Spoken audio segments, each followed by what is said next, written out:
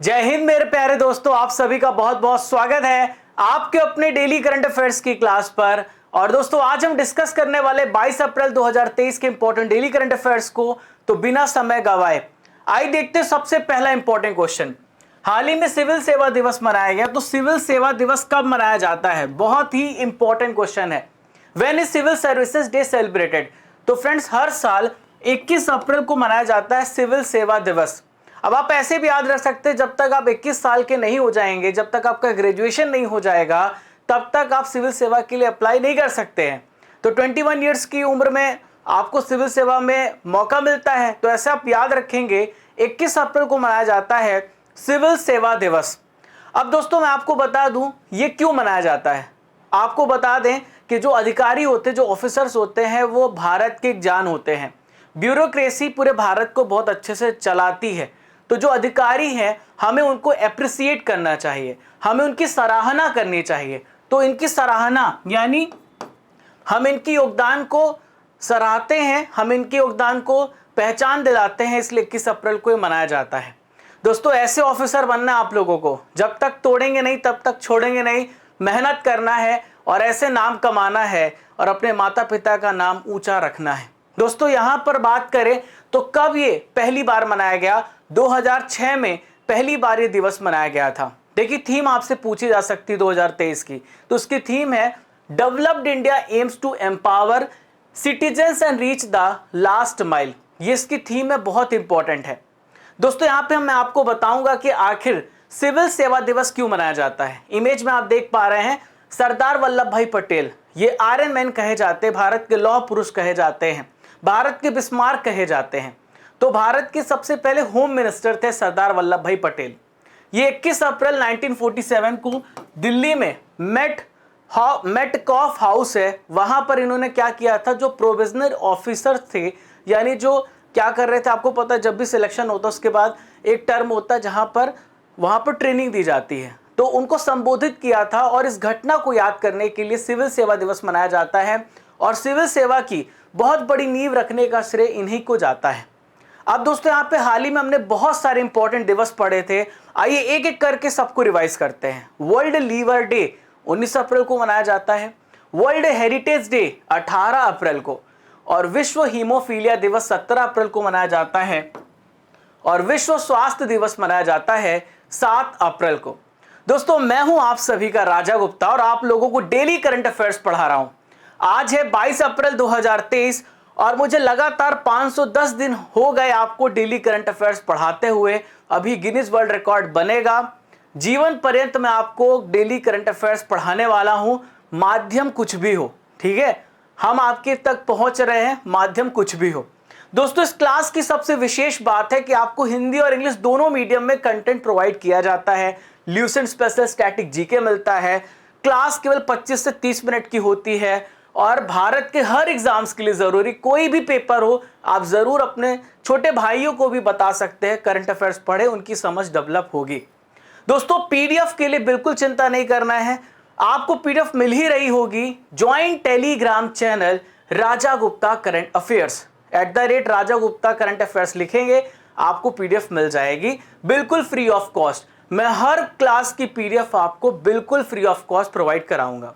और रात को 9 बजे आपका डेली करंट अफेयर्स का टेस्ट भी होगा, तो आप लोग पढ़ के भी आना। हुरून का ग्लोबल यूनिकॉर्न इंडेक्स 2023 जारी किया गया। इस यूनिकॉर्न की संख्या के मामले में भारत को कौन सा प्लेस मिला है? What is India's rank in terms of number of unicorns in Hurun's global unicorn index? तो फ्रेंड्स भारत को उसमें तीसरा स्थान मिला है, भारत 3rd प्लेस पर है।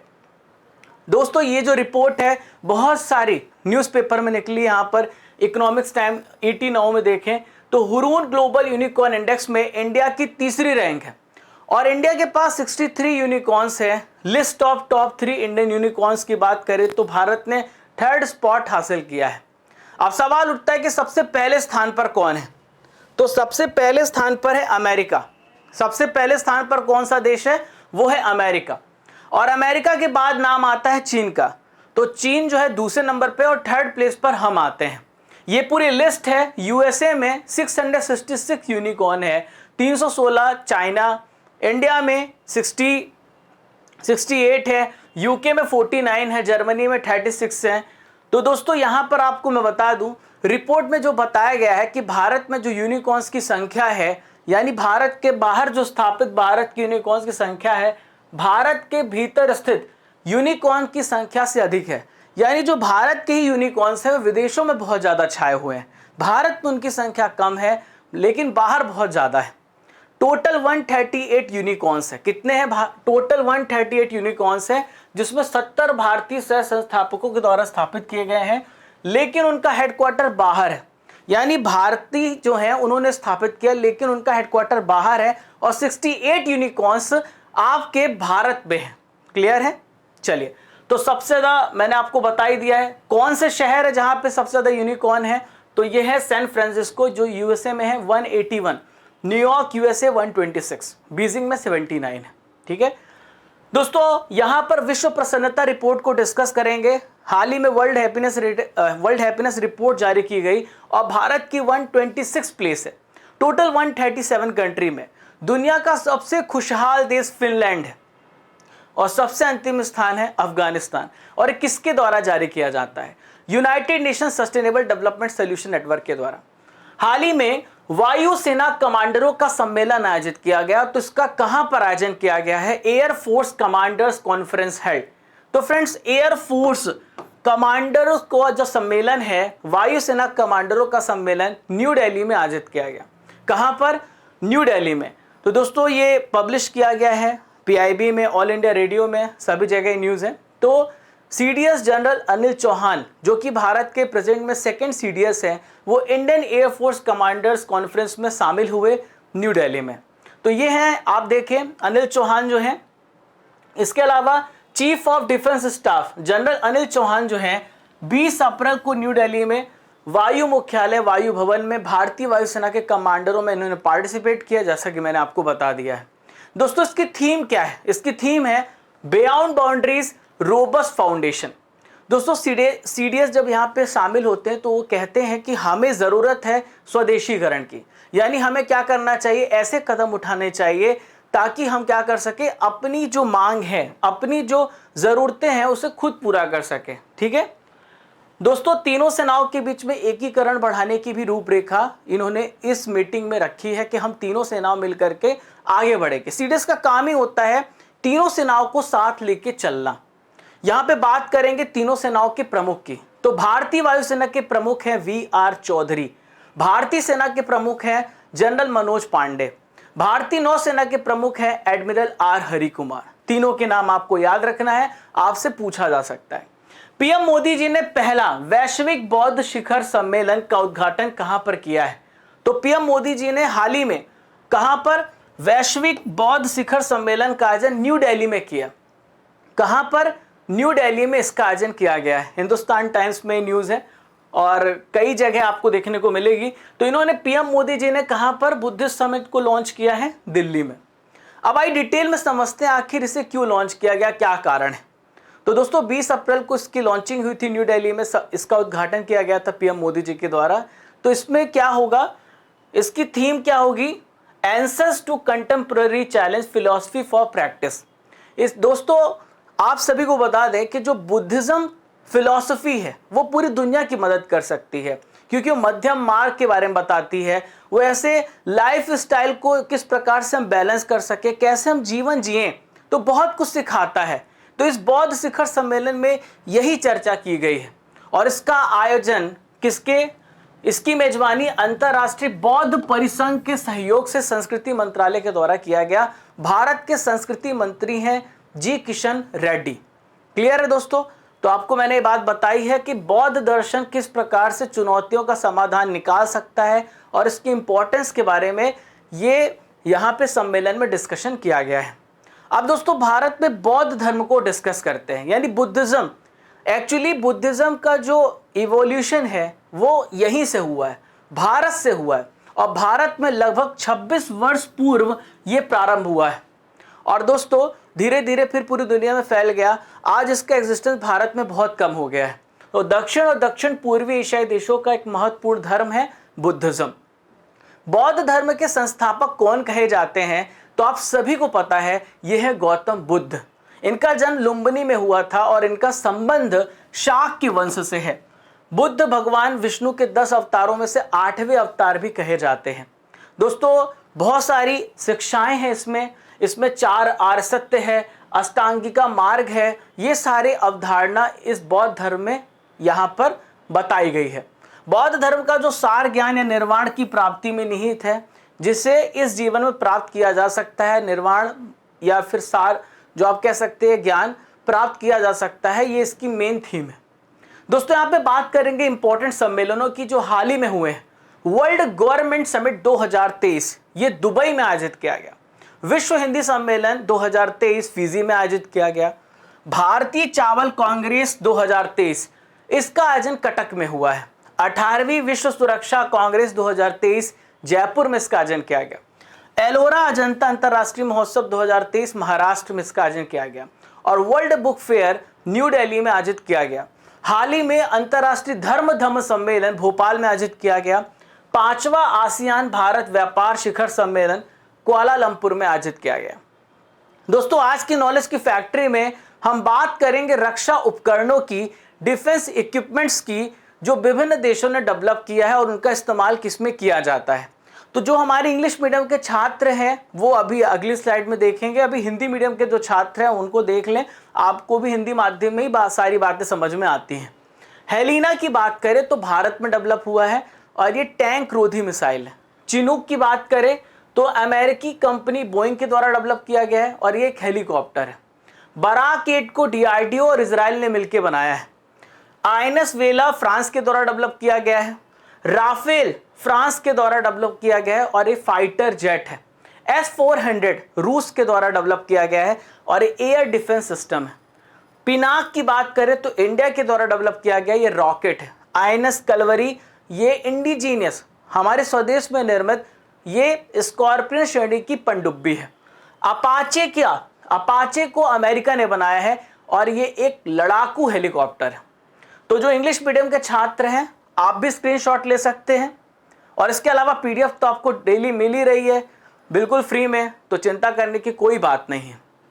दोस्तों आगे देखते हैं, संतो कबा मानवतावादी पुरस्कार किसे प्रदान किया गया? हु हैज बीन अवॉर्डेड संतो कबा ह्यूमैनिटेरियन अवार्ड? तो फ्रेंड्स सोनम वांगचुक को यह अवार्ड मिला है संतो कबा मानवतावादी पुरस्कार। इमेज में आप देख पा रहे हैं यह है सोनम वांगचुक। दोस्तों आपको बता दूं ये बहुत ही टैलेंटेड, बहुत ही वर्सेटाइल व्यक्ति हैं। ये एक इंजीनियर हैं, इनोवेटर हैं, इसके अलावा एजुकेशनिस्ट हैं, यानी शिक्षा भी देते हैं। बहुत सारे बिजनेस में भी इनका इन्वेस्टमेंट है और इन्हें मिला है संतो कबा मानवतावादी पुरस्कार, यानी मानवता के लिए, ह्यूमैनिटेरियन के लिए अवार्ड मिला है। और इस पुरस्कार में आपको 1 करोड़ रुपए की कैश प्राइज मिलती है। कितनी? 1 करोड़ रुपए की। इसे SRK और SRKKF के संस्थापक अध्यक्ष का नाम है गोविंद ढोलकिया की मां स्वर्गीय संतो कबा ढोलकिया की याद में स्थापित किया गया। चलिए दोस्तों यहाँ पे सोनम वांगचुक को इसके पहले जो सोनम वांगचुक को तो पुरस्कार मिला है, लेकिन इसके पहले रतन टाटा जी, इसके अलावा सुधा मूर्ति को ये पुरस्कार पहले भी दिया जा चुका है। अगला प्रश्न रहा, मिगुएल डियाज कैनल किस देश के फिर से राष्ट्रपति चुने गए हैं? तो Miguel Diaz Canel has been re-elected as the president of which country? तो फ्रेंड्स ये हैं क्यूबा के। अब दोस्तों कैनल बोलने पर आपको पता है, कैनल जैसे आप बोल रहे हैं तो कैनल आपके दिमाग में बन रहा होगा नहर, और बहुत ज़्यादा घटना होती है नहर में, लोग क्या हो जाते हैं, डूब जाते हैं। तो आप ऐसे डूब से क्यूबा याद रखिएगा, ठीक है। तो कैनल जो है फिर से राष्ट्रपति चुने गए क्यूबा देश के। फाइनेंशियल एक्सप्रेस में न्यूज़ देखी गई और भी बहुत सारे न्यूज़पेपर्स में। तो Cuba re-elects Miguel Diaz Canel as the president for the second term. तो दोस्तों पीपल्स पावर की नेशनल असेंबली के द्वारा दूसरे 5 साल के कार्यकाल के लिए इन्हें फिर से चुना गया है। दोस्तों उपराष्ट्रपति कौन बने हैं? तो इनका नाम है सल्वाडोर वाल्डेस मेसा। क्यूबा कहाँ पर है? तो ये क्यूबा की लोकेशन है। क्यूबा की कैपिटल हवाना है। नॉर्थ अमेरिका आप देख पा रहे, गल्फ ऑफ मैक्सिको है, जमैका है, कैरेबियन सी है। तो यहाँ पर इसकी लोकेशन है क्यूबा की। देखिए क्यूबा की कैपिटल हवाना आप सभी को पता है, और इसके अलावा क्यूबा की जो आधिकारिक भाषा वो स्पेनिश है। मैंने आपको राष्ट्रपति का नाम तो बता दिया, प्रधानमंत्री है मैनुअल मरेरो क्रूज, क्लियर है, और क्यूबन पेसो इसकी करेंसी है। आइए देखते क्वेश्चन नंबर 7, पूर्वोत्तर भारत का सबसे बड़ा बहुउद्देशीय इंडोर स्टेडियम कहां पर तैयार किया जा रहा है? Where is north east largest multipurpose indoor stadium being built? तो पूर्वोत्तर भारत का सबसे बहुउद्देशीय इंडोर स्टेडियम शिलांग में, मेघालय में, मेघालय राज्य में इसकी स्थापना की जा रही है। कहां पर? मेघालय राज्य में। तो ये वो इंडोर स्टेडियम है जहां पर अभी हाल ही में इसकी स्थापना की जा रही है। दोस्तों शिलांग आप सभी को पता है मेघालय, मेघालय की कैपिटल है, वहां पे पोलो मैदान है, वहां पे पोलो जगह है जहां पर जवाहरलाल नेहरू स्टेडियम, और इसका निर्माण शुरू हुआ है। ये पूर्वोत्तर क्षेत्र में अपनी तरह का सबसे बड़ा स्टेडियम बनाया जा रहा है। दोस्तों यह एक प्रकार का मल्टीपर्पज इंडोर स्टेडियम है। मल्टीपर्पज मतलब बहुत सारे काम आएगा। आप यहाँ पे स्क्वैश खेल लीजिए, बैडमिंटन खेल लीजिए, टेबल टेनिस, वॉलीबॉल, बास्केटबॉल और भी बहुत सारे गेम्स यहाँ पे आप खेल सकते हैं। दोस्तों मेघालय की बात करेंगे तो मेघालय की पहली लोकेशन देखिए, ये है मेघालय। मेघालय यहाँ पर आप देखें, मेघालय केवल असम राज्य से सीमा को छूता है और इधर से बांग्लादेश, बस। तो असम राज्य के साथ सीमा लगती है और बांग्लादेश के साथ। देखिए मेघालय के राज्यपाल हैं फागु चौहान, क्या नाम है? फागु चौहान, और मुख्यमंत्री हैं कॉनराड संगमा।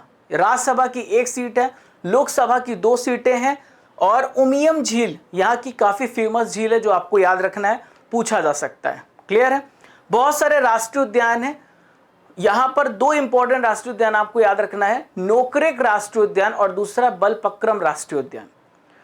आइए देखते हैं दोस्तों, यहाँ पर मैं आपको बता दूं, अगर आप प्लान कर रहे हैं एसएससी की तैयारी करना चाहते हैं दोस्तों, तो बहुत ही बेहतरीन आप लोगों के लिए तैयारी करने का मौका है। एसएससी की बहुत सारी वैकेंसी आ रही हैं, रेलवे की बहुत सारी वैकेंसी आ रही हैं, दोनों की तैयारी आप एक साथ कर सकते हो। और देखिए जो ऑफर है ये केवल कुछ ही दिनों के लिए है। ये ऑफर जो है 20 से 24 के बीच में है। अगर आप एसएससी के एग्जाम की तैयारी करना चाहते हो तो फ्रेंड्स 3 साल का जो कोर्स है वो आपको किस में मिलेगा? यहाँ पर 3 साल का कोर्स 4,373 रुपये मिलेगा और 3,664, तो 644, 3 साल का कोर्स यहाँ पर और 2 साल। तो आप राजा CA10 कोड यूज कर लेना, मैं लिंक डाल दूंगा तो आप उसे देख सकते हो, आपके लिए बहुत फायदेमंद है, ठीक है। बहुत सारे हमारे बेहतरीन रिजल्ट्स भी हैं और आप सभी को पता है कि अनअकैडमी में बहुत सारे ऐसे कोर्सेस हैं जिसको आप एनरोल कर सकते हैं। किसी भी की तैयारी आपको कोई प्रॉब्लम आती है मुझे बताइए, मैं आपकी हेल्प करूंगा। चलिए दोस्तों आगे देखते, किसे राष्ट्रीय सुरक्षा परिषद सचिवालय में सैन्य सलाहकार के तौर पर नियुक्त किया गया? Who has been appointed as military adviser in the national security council secretariat? तो फ्रेंड संदीप सिंह को राष्ट्रीय सुरक्षा परिषद सचिवालय में सैन्य सलाहकार के तौर पर नियुक्त किया गया है। यहां पर आप देख पा रहे हैं संदीप सिंह की, ये retired air marshal Sandeep Singh जो हैं, इन्हें राष्ट्रीय सुरक्षा सचिवालय में सैन्य सलाहकार यानी मिलिट्री एडवाइजर के रूप में नियुक्त किया गया है, क्लियर है दोस्तों। संदीप सिंह की बात करें तो जनवरी 2023 में ये वायुसेना के उप प्रमुख के पद से रिटायर हुए थे। मैंने आपको बताया था हाल ही की करंट अफेयर्स में की बात है दोस्तों। हाल ही में कुछ इंपॉर्टेंट नियुक्तियां हुई हैं जो आपको जान लेना चाहिए। LIC के नए मुख्य निवेश अधिकारी कौन बने हैं? तो इनका नाम है रत्नाकर पटनायक। अपरेश कुमार की बात करें तो त्रिपुरा हाईकोर्ट के मुख्य न्यायाधीश बने हैं। इसके अलावा बात करेंगे सुजुकी मोटरसाइकिल इंडिया ने किसे प्रबंध निदेशक बनाया है? तो इनका नाम है केनिची उमेदा। क्या नाम है? केनिची उमेदा। भारत पेट्रोलियम कॉर्पोरेशन के अध्यक्ष बने हैं जी कृष्ण कुमार। हाल ही में विराट कोहली को ब्रांड एम्बेसडर बनाया गया है लक्सर ब्रांड के लिए। LIC ने तक्ष पांडे और M जगन्नाथ को नया MD नियुक्त किया है। हाल ही में किस देश के द्वारा तैफा फर्स्ट उपग्रह को लॉन्च किया गया है? Taifa first satellite has been launched by which country? तो जो तैफा है ये केन्या के द्वारा सैटेलाइट को लॉन्च किया गया। तैफा याद रखना है, केन्या, ठीक है, ओके। आप ऐसे भी याद रख सकते हैं, जो केन्या बोलने पे कन्या आ रहा है, और कन्या जो होती हैं हर घर परिवार के लिए तोहफा होती हैं, बहुत ही अनमोल तोहफा होती हैं जिसकी कोई कीमत अनमोल है वो, ठीक है। ऐसे आप याद रखना, तोहफा से कन्या, ठीक है। तो केन्या का फर्स्ट सैटेलाइट है, ऑब्जर्वेटरी सैटेलाइट है तैफा फर्स्ट। दोस्तों ये कहां से लॉन्च हुआ, किसने लॉन्च किया और क्या काम होगा, उसे सब कुछ मैं आपको बताने वाला हूं। तो केन्या ने क्या किया है, कैलिफोर्निया के वेंडनबर्ग बेस से एलॉन मस्क की रॉकेट कंपनी, इसका नाम है स्पेसएक्स, यहां से एक रॉकेट पर अपना सबसे पहला ऑपरेशनल अर्थ ऑब्जर्वेशन सैटेलाइट इसे लॉन्च किया है। क्लियर है। अब दोस्तों इसका काम क्या होगा, तो डिजास्टर मैनेजमेंट, खाद्य असुरक्षा से निपटने में मदद, सूखा पड़ेगा तो भी दिक्कत नहीं है, वहां से हमें इंफॉर्मेशन मिल जाएगी, जंगल में आग लग जाती है, बाढ़ आ जाती है, कोई भी प्रकार की घटना होती है तो हम डेटा एकत्रित कर सकते हैं इसके मदद से। दोस्तों केन्या की लोकेशन कहां पर है, ये अफ्रीका महाद्वीप है और ये है केन्या। केन्या की कैपिटल है नैरोबी, यहां के प्रेसिडेंट है विलियम रूटो और करेंसी है केन्याई शिलिंग। आज का आखिरी प्रश्न है दोस्तों, 8वीं भारत थाईलैंड रक्षा वार्ता का आयोजन कहां पर किया गया, where has 8th India Thailand defence dialogue been held. तो फ्रेंड्स ये बैंकॉक में, कहां पर, बैंकॉक में 8वीं भारत थाईलैंड रक्षा वार्ता का आयोजन किया गया। भारत की तरफ से रक्षा मंत्रालय में जो विशेष सचिव है इनका क्या नाम है, इनका नाम है निवेदिता शुक्ला। और यहां पर देखिए थाईलैंड के रक्षा उप स्थायी सचिव जनरल नुचित श्रीबुन सोंग ने, इन दोनों ने बैठक की सह अध्यक्षता की है। ठीक है दोस्तों, यहां पर दोनों देशों ने रक्षा सहयोग से रिलेटेड आपस में बहुत सारे समझौते किए हैं और दोनों देशों के मजबूत रिलेशन के लिए आपस में संकल्प लिया है। यहां पे बात करें थाईलैंड की, तो थाईलैंड यहां पर आप देखें एशिया कॉन्टिनेंट में आता है थाईलैंड, इधर लाओस है, इधर म्यांमार है, थाईलैंड की कैपिटल बैंकॉक है, इधर देखिए कंबोडिया है। तो ये थाईलैंड की लोकेशन है। दोस्तों थाईलैंड के प्रधानमंत्री का नाम आपसे पूछा जाता है, तो प्रयुत चान ओचा इनके प्रधानमंत्री हैं और यहाँ की राजभाषा है थाई, कैपिटल है बैंकॉक। दोस्तों कल मैंने आप लोगों को कहा था मार्च करंट अफेयर्स पढ़ के आना, आपका 10 प्रश्नों का टेस्ट होगा, तो आपका 10 प्रश्न आने वाला है। हेकानी जाखालू किस राज्य की पहली महिला विधायक बनी है, तो हेकानी जाखालू नागालैंड राज्य की पहली महिला विधायक बनी है। राष्ट्रपति द्रौपदी मुर्मू जी ने कहां पर 7वां अंतर्राष्ट्रीय धर्म धम्म सम्मेलन का उद्घाटन किया है, तो द्रौपदी मुर्मू जी ने कहां पर, भोपाल में हाल ही में अंतर्राष्ट्रीय धर्म धम्म सम्मेलन का उद्घाटन किया है। तैयार रहिए, कमेंट बॉक्स पे आपके कमेंट जारी रहना चाहिए। सुबह 6 बजे ज्यादा से ज्यादा लोगों को अपने साथ लाइए ताकि वो आप सभी का एक ग्रुप बने और आप पढ़ें। I2U2 उप मंत्री स्तरीय बैठक की मेजबानी किसके द्वारा की गई है, तो UAE के द्वारा की गई है। स्पेसएक्स क्रू 6 मिशन को किसने लॉन्च किया है, तो इसे लॉन्च किया है नासा ने। Next, in which state NTPC has commissioned India first air cooled condenser, तो ये झारखंड में हाल ही में लगाया गया है। Which state will set up it's first mother milk bank, कौन सा राज्य पहला मदर मिल्क बैंक स्थापित करेगा, तो ये उत्तराखंड राज्य है। किस राज्य के 3 जिलों में सोने की खदानों की खोज की गई है, तो अभी हाल ही में ओडिशा राज्य में, कहां पर, ओडिशा राज्य में 3 खदानों की खोज की गई है। ट्रिपल जंपर ऐश्वर्या बाबू पर डोपिंग को लेकर कितने साल का प्रतिबंध लगाया गया है, तो 4 साल का प्रतिबंध लगाया गया है।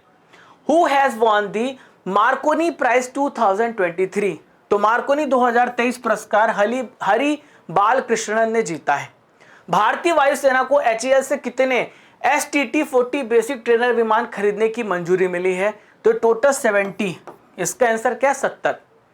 दोस्तों कल के करंट अफेयर्स का यहां पर हम रिवीजन करेंगे, जो आपने कल करंट अफेयर्स पढ़ा था 21 अप्रैल के करंट अफेयर्स का। तैयार हो जाइए। वर्ल्ड लीवर दिवस कब मनाया जाता है, तो विश्व लीवर दिवस 19 अप्रैल को मनाया जाता है। प्रवासी भारतीय सम्मान पुरस्कार किसे मिला है, तो कल आपने पढ़ा था राज सुब्रमण्यम। कमेंट बॉक्स पे आप जारी रखें। हाल ही में साथी पोर्टल और मोबाइल एप्लीकेशन को किसने लॉन्च किया है, तो भारत के कृषि मंत्री नरेंद्र सिंह तोमर ने। जल बजट अपनाने वाला भारत का सबसे पहला स्टेट कौन सा है, तो ये स्टेट है केरल। नेक्स्ट क्वेश्चन, लता दीनानाथ मंगेशकर पुरस्कार से किसे सम्मानित किया गया, तो हाल ही में आशा भोसले जी को लता दीनानाथ मंगेशकर पुरस्कार से सम्मानित किया गया। Which has become the world's most populous country, तो आप सभी का जो भारत है वो दुनिया का सबसे ज्यादा जनसंख्या वाला कंट्री हो गया है। ब्राजील पैरा बैडमिंटन इंटरनेशनल में महिला एकल स्पर्धा में स्वर्ण पदक किसने जीता है? तो ये जीता है नित्या श्रेय सुमथी ने। Which city will host the men's hockey Asian champions trophy in August 2023? तो इसे चेन्नई होस्ट करेगा। किस शहर में एप्पल ने अपना पहला भारतीय स्टोर खोला है? तो मुंबई में खोला है, दूसरा दिल्ली में। आईपीएल में 6000 रन बनाने वाले दुनिया के चौथे बल्लेबाज कौन बन गए हैं? तो भारतीय कप्तान ओडीआई के रोहित शर्मा। दोस्तों, आज की ल्यूसेंट के स्टैटिक जीके में मिसलेनियस के एक बहुत इंपॉर्टेंट टॉपिक को डिस्कस करेंगे। दुनिया की प्रमुख गुप्तचर संस्थाओं के बारे में पूछा जाता है। आइए शुरू करते हैं। सबसे पहला है सेंट्रल एक्सटर्नल लेंजा डिपार्टमेंट। तो चीन में है। ये कहां पर है? चीन में है। अब बात करेंगे ऑस्ट्रेलिया की, तो ऑस्ट्रेलिया में आपको मिलेगा Australian security and intelligence organisation. दोस्तों, रूस की जो यहां पर गुप्तचर एजेंसी है ये KGB-GRU। दक्षिण अफ्रीका में है bureau of state security, important है, याद रखना है। यूएसए में है FBI, federal bureau of investigation, और CIA, central intelligence agency. Mossad जो है, मोसाद गुप्तचर इंटेलिजेंस एजेंसी है इजराइल देश की, और मुखबरात मिस्र की गुप्तचर एजेंसी है। नाइचो जो है जापान की है, और सवाक याद रखिएगा ईरान देश की है। किसकी? ईरान देश की। दोस्तों, स्टैटिक MCQ जीके के पिटारे में कल मैंने आपको होमवर्क दिया था भारत की नदियों को पढ़ के आने का, तो आज हम नदियों से रिलेटेड प्रश्नों को डिस्कस करेंगे। कल आपका जो टॉपिक है वो है फंडामेंटल राइट्स, तो आप फंडामेंटल राइट्स पढ़ के आइएगा, तो आपका वहां भी टेस्ट होगा। और हम एप्लीकेशन पर भी बहुत सारी इंपॉर्टेंट क्लासेस स्टार्ट करने वाले हैं। तो 16 महीने के करंट अफेयर्स जनवरी 2022 से लेके अप्रैल 2023 तक पूरे मैं कवर कराऊंगा। आप टेलीग्राम पे जुड़ जाना, वहां से अपडेट मिल जाएगा। वैनगंगा तथा पैनगंगा किसकी सहायक नदियां हैं? तो वैनगंगा और पैनगंगा ये गोदावरी की, ठीक है, ये दोनों किसकी? गोदावरी की सहायक नदियां हैं, ठीक है। पेनगंगा, पैन बोल रहा हूं, पेनगंगा वो है। भारत की सबसे लंबी नदी जिसका उद्गम और मुहाना दोनों भारतीय क्षेत्र में है? तो बहुत अच्छा प्रश्न है। तो ये गोदावरी है जो दक्षिण भारत की सबसे लंबी नदी है। दक्षिण भारत की इसे गंगा भी कहा जाता है। The origin of Kaveri river is, जो कावेरी नदी वो कहां से निकलती है? तिरुचि, मैसूर, ब्रह्मगिरी, अमरकंटक, ब्रह्मगिरी से निकलती है। कावेरी नदी गिरती कहां पर है? तो कावेरी नदी जो है निकलेगी और जाके कहां पर गिरेगी? बंगाल की खाड़ी में। कहां पर? बंगाल की खाड़ी में। कावेरी नदी जल विवाद मुख्यतः किन दो राज्यों के मध्य? कई बार क्वेश्चन पूछा गया है। तो जो कावेरी जल विवाद है कर्नाटक तथा तमिलनाडु राज्य के बीच में है। इनमें से किस नदी को उसकी पवित्रता के कारण दक्षिण भारत की गंगा कहा जाता है? तो दक्षिण भारत की जो गंगा है पवित्रता की वजह से वो है कावेरी, ठीक है। और यहां पर वृद्ध गंगा गोदावरी। नेक्स्ट है कृष्णा नदी का उद्गम किसकी समीप है? तो कृष्णा नदी का जो उद्गम है कहां से है? महाबालेश्वर से है। पंचगंगा तथा दूध गंगा किसकी सहायक नदी है? तो ये दोनों जो है कृष्णा की सहायक नदी है। नेक्स्ट है यहां पर आप इसको, हाँ ठीक है, सही है।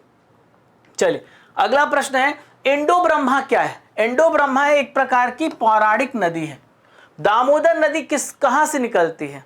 तिब्बत से, छोटा नागपुर पठार से, नैनीताल के पास से। तो ये निकलती छोटा नागपुर पठार से दामोदर नदी निकलती है। दोस्तों 22 अप्रैल का आपने बहुत अच्छे से करंट अफेयर्स पढ़ा और कमेंट बॉक्स पे जरूर बताना कि कैसा लगा आप लोगों को।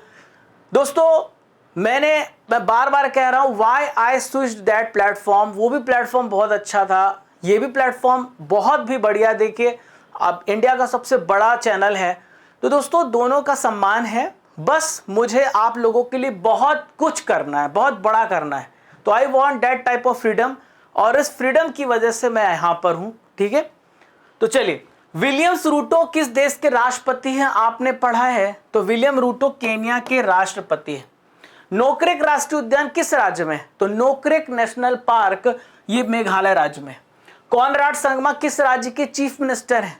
तो आपने पढ़ा है मेघालय राज्य के हैं। संतो काबा मानवतावादी पुरस्कार में कितनी नगद राशि मिलती है? तो ये नगद राशि 1 करोड़ रुपए।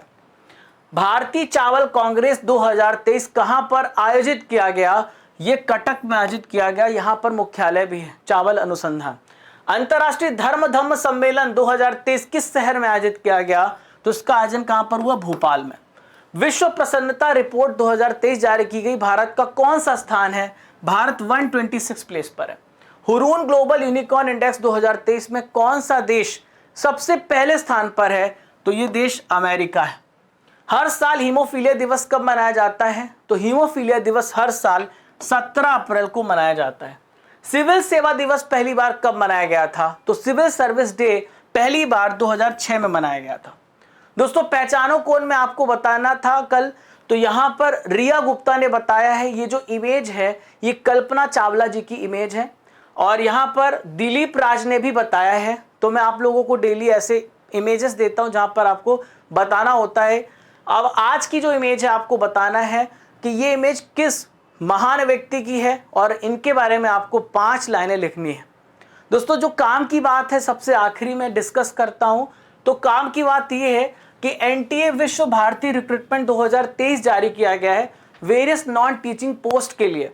तो 17 अप्रैल को ये वैकेंसी जारी हो गई है और आखिरी डेट 16 मई है।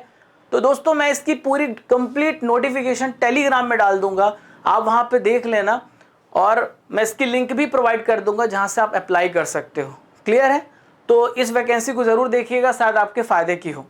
और दोस्तों टेलीग्राम चैनल को ज्वाइन करना मत भूलना, राजा गुप्ता करंट अफेयर्स, जहां पर आपको पीडीएफ मिलेगा। टेलीग्राम चैनल ज्वाइन कर लीजिएगा। और इसी प्रकार से जो आपने मेरे ऊपर सपोर्ट दिखाया है, जो प्यार दिखाया है, वादा है दोस्तों जब तक तोड़ेंगे नहीं तब तक छोड़ेंगे नहीं, मेहनत करते रहेंगे और आपके सपनों को सच करने के लिए दिन रात एक कर देंगे। बस यही वजह थी मैं वहां से यहां पर आ गया।